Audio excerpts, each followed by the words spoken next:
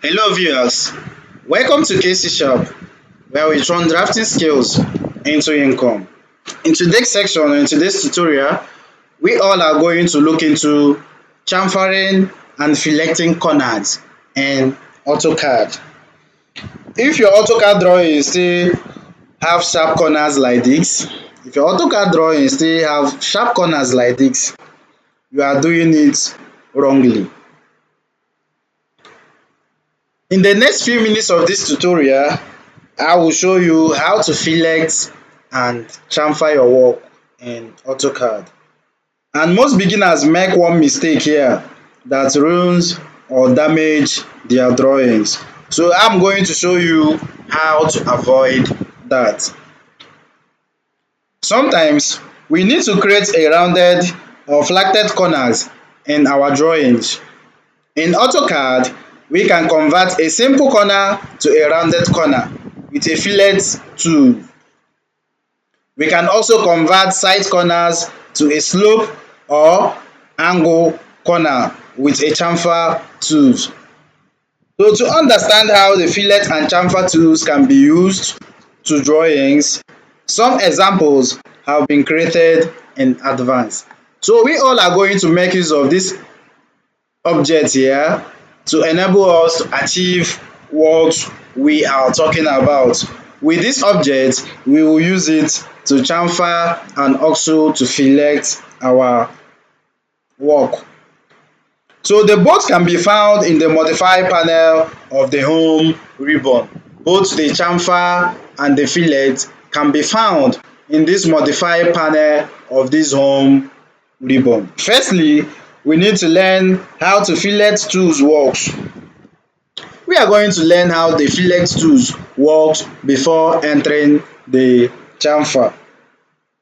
So I will go ahead and activate, see where my arrow is pointing, I will go ahead and activate my fillet. You can see fillet, you can see chamfer. So we are looking into fillet now. I will click on fillet.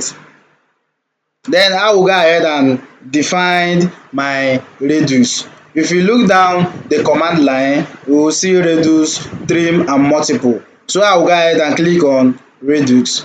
If you didn't click on radius on the command line, you can right click and click on your radius. So I am going to make use of 200 radius. As you can see, it's telling us to specify fillet radius. So I will go ahead and type 200 and I will say enter. Now it's telling you to select the first object. So the first object which I'm going to select is the horizontal line. I will go ahead and click on this horizontal line, and it's also letting you know or prompting you to select the second object. I will go ahead and click on the second object. Now as you can see, we are able to fillet that sharp corner. So this is now the final result of what we all did here.